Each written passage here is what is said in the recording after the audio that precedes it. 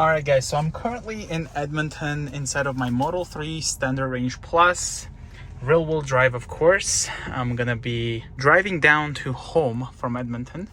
Let's just navigate to home. So this is current stats. As you can see, we're gonna have to stop in Red Deer and then charge there for a bit and then continue on towards home. So we'll just quickly reset that and we'll just see how it is whenever I get home. It is also minus 5 degrees outside.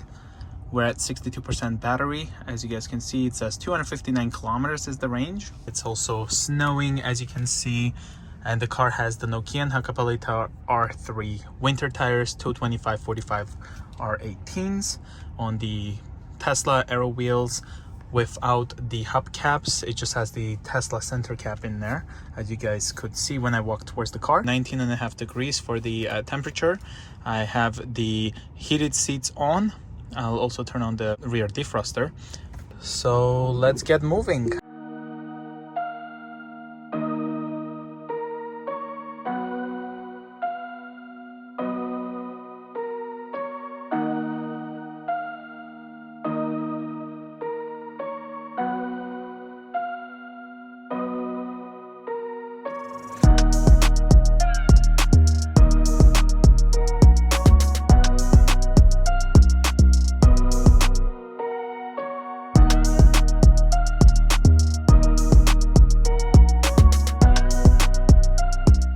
Alright guys, so I just made it to the Red Deer Supercharger. I gotta admit, I did have crazy amount of range anxiety on my way here. I have turned down the heat at around 7% or 8% battery. I also dropped my speed to 85 kilometers an hour from 110.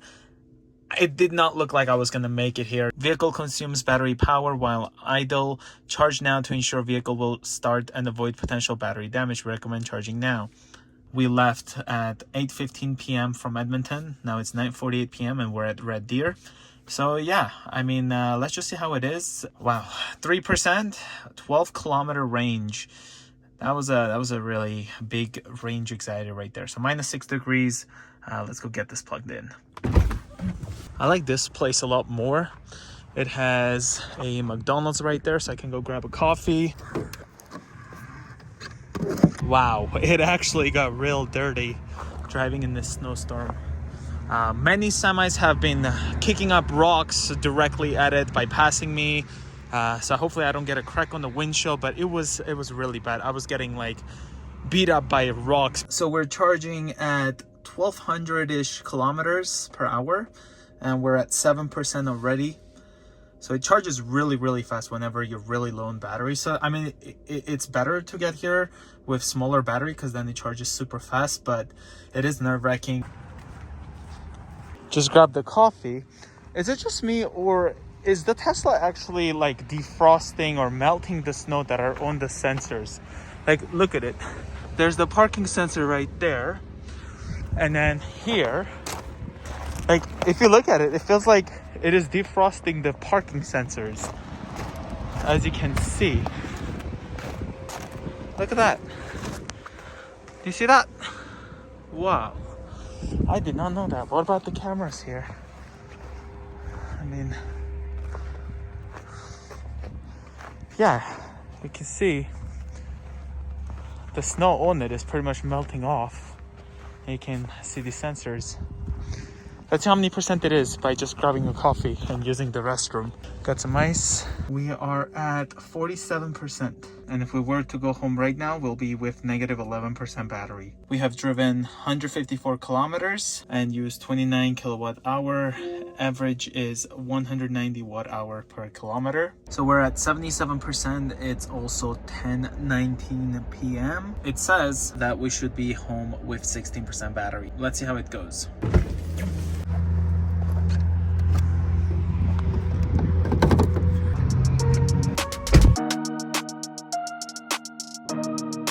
Alright guys, so it's 12:08 a.m. I just arrived home. We're at 12% battery, 51 kilometers. We have driven 326 kilometers from Edmonton to Calgary. 62 kilowatt hours is the total energy. Average energy was 189 watt hours per kilometer on winter tires, as well as snow on the ground and -3 to 6 degrees Celsius. Let's go and get this plugged in. I have had the Model Y moved to the 110 charger so we can use the wall connector and see how fast this will charge.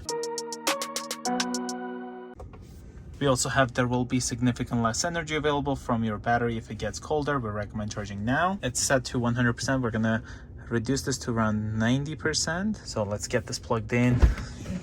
Have the wall connector. Now this is running on a 20 amp breaker, so it doesn't really do a really fast charging like it can. But here's what test looks like once I got home. Of course, being an electric vehicle, this part does not really heat up from the engine or anything like that because it doesn't have one there. Let's get in. So it should take around like 11 hours and 40 minutes to charge this Tesla up to 90%. Not gonna lie, even though I have winter tires on this thing, if I'm trying to change lanes and I'm like accelerating, or like I let my foot off the accelerator, sometimes it starts fishtailing, or I'm just driving going the same speed and suddenly starts fishtailing again. Sometimes just on autopilot, like not even having the auto steer on, it did some phantom braking and immediately the car started skidding sideways a little because of the harsh braking when they did the phantom braking. That one was really scary. I'm thinking of putting like studded Nokians on this, probably the new EV10s for the winter. I'm not really sure. I just think with the rear wheel drive and the performance this thing has, the instant torque, if you're not careful with the accelerator, it can easily start fishtailing. If I were to do it again, I would probably buy the long range. I probably wouldn't have bought the standard range plus. Like, especially right now when you're not getting a federal incentive when you buy a Tesla in Canada. Like, I personally, my money is on the long range. Like, I would definitely pay the money to get the long range as well as the all-wheel drive, but mainly for the all-wheel drive. I also think the long range has a faster supercharging speeds whenever you're at a supercharger, and this one seems a bit slower. Those are my thoughts. I had a great fun trip heading down from there to Calgary. This car is beautiful, guys. I love it. It's so comfortable. It's so responsive. It's just that the rear wheel drive with the instant torque is sometimes really scary. I've mainly had all-wheel drive cars.